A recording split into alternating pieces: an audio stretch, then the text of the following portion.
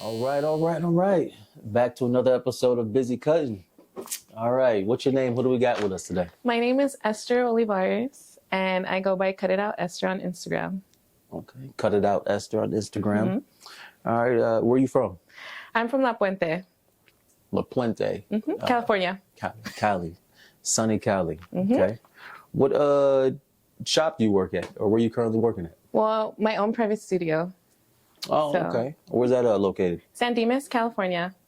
Okay. Is it a like a garage, or is it like one of those private suites that you rent out? So I'm currently in a Phoenix Salon Suite, so it's private studios. Okay. How long you been busy cutting for? I've been busy cutting men's hair for going on 7 years. Okay. Yeah. That's a nice good amount of time. Okay. What other jobs did you have before becoming a barber? I was pursuing to becoming a makeup artist. Oh, a makeup artist. Okay. What about before that? Any, like fast food or Oh my God, my first job was McDonald's. McDonald's? I think that's everybody's start off. It was the only place that would hire me. Oh, okay. Yeah, I think they hire just about anybody. Any stylists or barbers in the family? No, but my dad always wanted us to be in the beauty industry because he said that there was always going to be work in this field, which he was not wrong. Oh, yeah. Okay, so they're happy you made this decision? Absolutely. My dad always knew that I was going to be in the beauty industry because I would always be playing with my dolls, doing their hair, bugging my sisters to let me do their hair.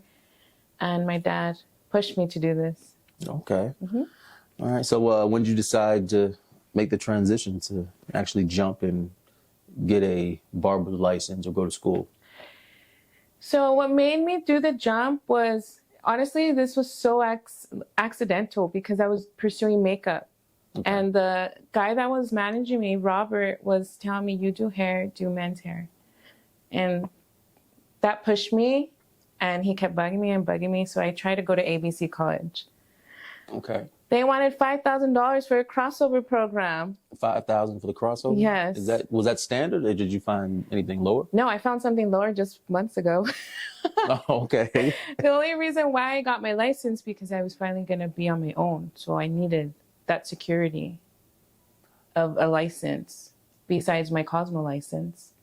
Okay. And how long have you had your Cosmo license for? For going on 13 years. 13. May. This is also the same. Okay. Well, 7 for the barber Yeah. and 13. Which one do you like doing more? I like everything as long as I can be creative. Creative. Okay. So that's another reason you went to Yeah. barbering. So you can designs? You good at designs? I can do designs, but oh my God, am I Picasso? No. No. Okay. Hey, at least you're being honest. You know, Yeah. there's always room for growth. Yeah, So, absolutely. yeah. So what school did you choose and why? I chose Ralston School, Hair of Designs in Ontario because they were actually being really flexible with me. Other schools wanted me to quit doing my job and go full time. And I was in this transition of going into my studio. So I was like, do I quit everything and start all over again? Or do I find another school? Was the school conflicting, like time-wise? Like, Absolutely. They wanted me to quit. Like they wanted me to go full time, 5 days a week, 8 hours for the crossover. So that was going to be like, 2 months without work? oh, okay, yeah, because I know some programs they have. I remember there's this one school that had they had like 3 different variations throughout the day courses, but I know they try to accommodate everybody, but I know it's hard. It was hard. I called so many schools and I was like losing hope on getting my license.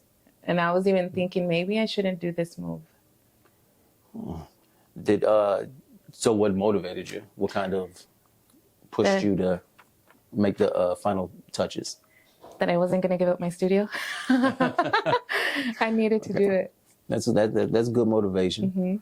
Did you consider apprentice program? You know about that? I did, but that was going to be a 2-year program. And I was hoping that they were going to let me slide. Like, I've been doing this for so long. I've been in shops for like over 5 years. Like, I think I have pretty good experience. Can you just add that to my timesheet? But they're like, no, you have to do the 2-year program. I'm like, but I'm licensed. I'm a Cosmo license. But you get paid though while you were in the apprentice program though. Yeah, but I didn't want to wait 2 years and be in a barbershop when I had already this opportunity. So I was like, do I let this go or do I stay behind and just get a license? Okay. Yeah. What was your initial reaction to school? School? What did I get myself into? For sure, Cosmo school. Because I was like, I don't know if I can do this. Because school is so different than what you see at a salon or at a barbershop. So different worlds. And I didn't even think I was going to be doing it. Because it was just so, perm rods, fade, nothing like that at a shop. So your reaction was kind of like you were shocked kind of. Yeah. Like, this is really going to be my career? Because like I said, it's so different from a school to a shop or a salon. Okay. Vibes, what you're actually doing, the real story behind what goes on in a haircut. Because you're working on a doll head. There's not much of a story there. That's true. What was the curriculum like? Okay, so Marinello's for my Cosmo, the curriculum was we'd go to theory for an hour or 2 hours in the morning, and then you would just do your work.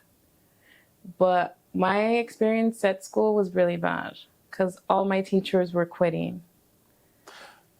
Yeah, that in some places that can be a common trend. Why do you think that was? Or did they say why it was the reason that you? No, but I mean, a few years later they closed down for fraud, so I'm assuming they probably weren't getting paid. Marinello's closed down in 2016. Okay. So, did you feel did you learn a lot based on what you were presented? I didn't learn a lot, to be honest, but the teacher that I did have help me a lot was Miss D. So she would not let me not learn. Even if there is nothing to learn that moment, sit down, open your textbook. Go get a magazine, you're going to do this updo. So, yeah, she kept me going. So. Okay. What was the other reaction to your other peers? Other peers? Did you guys all used to huddle and say, oh man, we're doing this again? Or was it just? Honestly, I hung out with the people that all of them did not even care about doing hair. I hung around with, I guess, not the cool kids, but like, let's go drink during lunch or let's go get high. And I'm like, okay, let's do it. And all of them didn't even get their license. Yeah, so I don't know why I even wasted my time, because they were not about it, my peers. Do you keep in contact with them now? Anybody from school? I don't, only because we're not on the same, I guess, page of like direction. I'm doing hair. They're just some of them are like moms now, doing medical stuff, or not just being moms, not doing hair or anything. So to me, I guess we only had hair in common. So yeah, we're in different pages of our lives, I guess. Well, I know that it takes a long time to become a full-time or full cosmetology, because you start off, most times you have to start off as an assistant, right? So I know a lot of people pursuing it, they might say, oh, this might take so long and I have bills to pay. You definitely get discouraged 100%, because I was one of those girls. That's why I did not start in a salon first, because I was so scared. My teachers were quitting. I was learning from a book. And they would call me, hey, we have an assistant job, come over. But I'm like, I don't know what the hell I'm doing. They're really gonna want a girl that doesn't know anything.